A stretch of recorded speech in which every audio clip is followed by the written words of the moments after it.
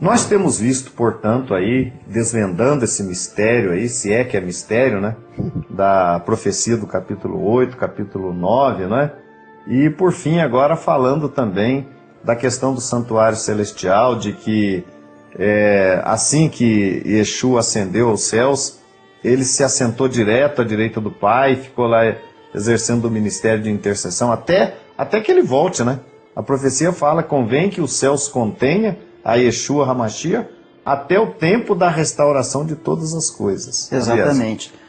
Equívoco dos profetas modernos, assim como deste grande movimento religioso, é dizer que Yeshua, desde sua ascensão até 1844, ficou pleiteando com seu sangue em favor de crentes arrependidos.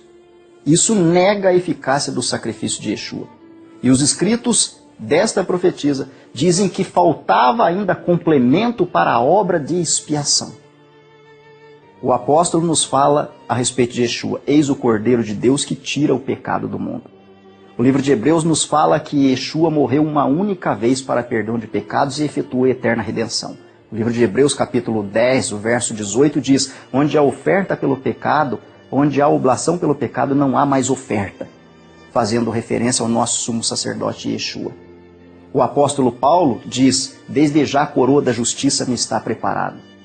Cabe nos perguntar, poderia alguém que crê no juízo investigativo dizer ou se considerar um salvo? Eu diria que não, porque ele está dependente da investigação que se supõe estar ocorrendo no céu, coisa que não ocorre. Em 1844 nada ocorreu. Até porque quem crê no juízo investigativo, ele não sabe se o caso dele já está analisado. Exatamente. Então ele não pode dizer, eu tenho certeza da minha salvação em Yeshua, porque o caso dele não foi julgado. Quer dizer, isso é um engodo, né?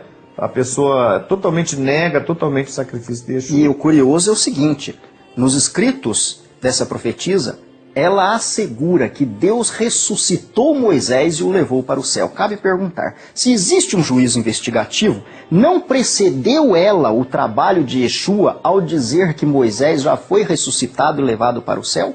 Uma outra questão, se Moisés houvesse sido ressuscitado conforme eles advogam, e houvesse sido levado para o céu, Moisés teria necessidade de Yeshua, da sua morte e da sua ressurreição?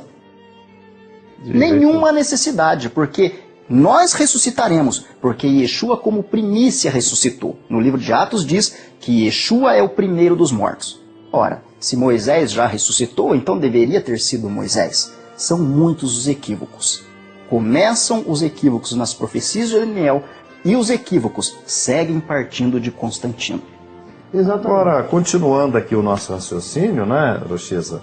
A gente vê que o povo judeu foi um povo perseguido, sempre quiseram impor uma outra forma de culto, ou proibir a sua maneira de adorar o Eterno. Verdade. O caso de Antíoco IV Epífanes nada mais é do que mais um dos grandes acontecimentos que refletem um mesmo intento de Hassatã, do inimigo do povo judeu, do inimigo da humanidade. O intento de acabar com o culto ao verdadeiro Deus. Ele começou seu intento quando subverteu a fé verdadeira de Noé, o justo, Noé, arregimentando pessoas para edificar uma torre, para chegar até os céus, para tornar célebre seu próprio nome. Daí veio a ideia de que o homem, tornando célebre o seu próprio nome, pode chegar ao céu, e ainda mais por benefício, por méritos próprios. Isso depois acontecendo em várias ocorrências, por fim em Antíoco Epífanes, e por fim de tudo em Constantino, quando ele igualmente a Antíoco Epífanes conseguiu ideologicamente profanar a fé judaica, introduzindo dentro da fé dos discípulos de Yeshua do primeiro século, que é uma fé que não se diferia em absolutamente nada no que concerne a Torá, de todos os demais judeus ortodoxos da época, justos da época, eram, portanto, uma linha judaica em sua mais profunda categoria. E, no entanto, no quarto século, Constantino, tomando o mesmo espírito que estava sobre Antíoco Epífanes, profana essa fé, transformando ela no que seria posteriormente o cristianismo romano e que chega até os dias de hoje. E é lamentável, porque as pessoas, hoje, nos dias que nós vivemos, muitas pessoas querem seguir a verdadeira fé.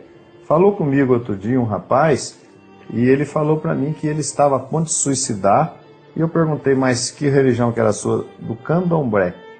E ele entra na sala da casa dele, liga a televisão e está no programa israelita Nova Aliança. Hoje ele já é membro da congregação israelita da Nova Aliança, da cidade de Campinas, e alcançou sua liberdade. Mas o que quer dizer? O cristianismo acabou por aderindo a Roma, a apostasia de Roma, implantada no quarto século, né?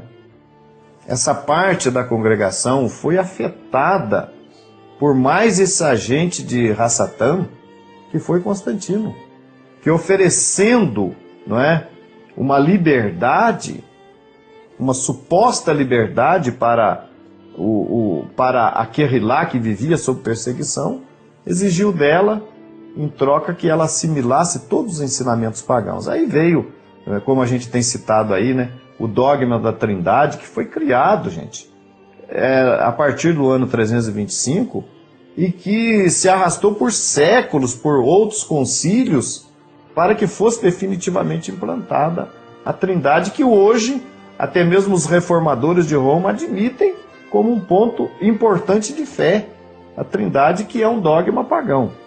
E aí entrou o domingo como dia de guarda também, tirando o Shabat, entrou a celebração de 25 de dezembro, do chamado Natal, também em honra ao nascimento do Deus Sol, a imortalidade da alma, a morada no céu, por 3 anos e meio, por 7 anos ou por 1000 anos, e mais uma série de outros ensinamentos, todos oriundos do paganismo. Agora, o que nos dói é que essas pessoas, muitas vezes zelosas dos dias de hoje, eles tentam dar embasamento para essas doutrinas. Agora, né? Os relatos históricos, inclusive o senhor vai ler, fala sobre isso, sobre Constantino, ele compara, veja bem, inclusive você falou dia 25. Todo dia 25, na cultura dos gregos, era dia de oferecer sacrifício ao Deus. Aquele Deus que estava dentro do templo recebia sacrifício de porcos todo dia 25 de cada mês. Todo dia 25. O 25 sempre esteve ligado ao culto pagão, né? E no caso de Constantino, quando ele instituiu o 25 de dezembro como o dia que era o nascimento do sol, substituindo pelo nascimento de Yeshua, e o domingo ele fez exatamente o que ele tinha feito antes. Proibiu a leitura da Torá, assim também como proibiu o Antíoco Epífanes. Eu tenho em mãos aqui um livro, Atlas da Civilização Judaica, na página 126, que nos relata aqui duas coisas interessantes. Que a congregação de Yeshua, de Jesus, naquela época ainda celebrava a Páscoa, Pêssar. Então há uma proibição aqui de celebração de Pêssar por parte de Justiniano em 546. Diz assim: enquanto que em 325 o Concílio de Nicéia proibira os cristãos de celebrar a sua Páscoa, ao mesmo tempo da Páscoa dos judeus, em 546 Justiniano proibiu os judeus de celebrarem a sua Páscoa se ela fosse anterior à Páscoa cristã. Está vendo? Mais uma proibição em cima do povo judeu aqui. Uma interferência do Estado, do poder, em cima do nosso povo, né? A leitura em voz alta de traduções da Bíblia para o aramaico, grego ou vernáculo, tradicional desde o tempo de Esdras e Neemias, no século IV a.C., também foi proibida, tal como era o estudo do Talmud ou de qualquer outro comentário às Escrituras. Ainda no reinado de Justiniano, os judeus foram até proibidos de dizer certas orações que supostamente negavam a Trindade. Foram colocados guardas imperiais nas sinagogas para se certificarem de que eles não diziam "o Senhor é um", quando entoavam a Shemá, a sua oração mais solene: "Ouve, ó Israel. Você vê que coisa interessante? Quando a gente faz a Tevilá, o batismo daqueles que estão crendo hoje, ele pronuncia o Shema dentro da água. Eu digo, esta é a primeira vez que você está se levantando contra os deuses, se levantando contra conceitos diferentes de Deus, que há mais do que um Deus. Justiniano proibiu os judeus de orarem o Shema, colocando guardas dentro das sinagogas, em 546 isso, para que não se orasse, para que não se rezasse o Shema. Porque o Shema diz o quê? Ouve Israel, o Eterno é vosso Deus, o Eterno é um. Shema Israel, Adonai Eloheinu, Adonai Echad. Foi proibido o Shema. Por quê? Por que foi proibido o Shema? Porque ele depunha contra a Trindade. A Trindade. Agora, Luz, na verdade, o povo judeu é a maior prova de que Deus é um. O povo judeu foi preservado até aqui para manter firme essa fé. Profeticamente, o povo de Israel representa Moshe Rabbeinu, nosso mestre Moisés. Enquanto aquela parte do povo de Israel que crê na nova aliança, não isolada de Israel, mas se considerando parte desse mesmo povo, representa o profeta Elias. Assim como Elias Hanavi, profetizou contra Jezabel nos seus dias, contra a fraqueza de Acabe em se deixar influenciar por essa mulher profetisa pagã que perseguiu os profetas, assim também essa congregação israelita da nova aliança se coloca à frente de uma divulgação que depõe contra Jezabel espiritual, contra a grande Babilônia, que continua a enganar sinceros. Pessoas sinceras a ponto, tão sinceros que Deus se refere a muitos dos que ainda estão lá como o povo dele. Sai dela, povo meu. Eu tenho certeza de que se você, que é uma pessoa sincera, realmente quiser se achegar ao povo de Israel para crer no verdadeiro Deus, a verdadeira fé no único Deus, a fé da Torá, a fé de Moisés, a fé de Yeshua, a fé dos seus discípulos, a fé de Shaul Hashaliach, você não se deixará enganar por falsas profecias.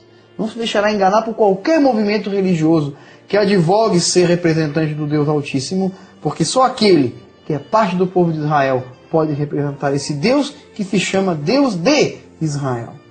E quando o Rosh Ezra fala aí na fé da Torá, eu digo, a Torá não é 12 mandamentos, os 10 mandamentos, mais o mandamento do dízimo e mais o mandamento de não comer carne de porco. A Torá são todos os mandamentos do Eterno. Claro, nós temos os mandamentos que se cumpriram em Yeshua. Ele é o Cordeiro de Deus, ele é o nosso sacrifício. Ele é o nosso sacrifício da manhã, o nosso sacrifício da tarde, né? Mas e os demais mandamentos da Torá? Não é verdade? Então o nosso convite para o nosso telespectador é que ele venha unir-se aos israelitas da nova aliança. Naquele 4º século, Abiezer, o que aconteceu ali? Uma parte da congregação uniu-se ao império e apostatou. E a outra parte? A outra parte permaneceu fiel. Yeshua disse nas suas palavras ao apóstolo Pedro que as portas do Hades, as portas do inferno, não haveriam de prevalecer contra a congregação, contra o povo de Deus. E o povo de Deus segue falando a verdade, cumprindo as verdades ditas por Yeshua. E nós então estendemos aqui o nosso convite a todos os nossos telespectadores que querem passar pela sua Teshuvá, que querem unir-se àquela congregação, aos macabeus da nova aliança, aos macabeus da nova aliança, aqueles remanescentes. Olha que maravilha você ter essa segurança de que você está na congregação do primeiro século, aquela que andou de acordo com a palavra do Eterno, que sofreu aí a intervenção diabólica de Constantino, o atentado de Constantino, mas que não se vendeu para o império, que não se rendeu e tampouco se vendeu.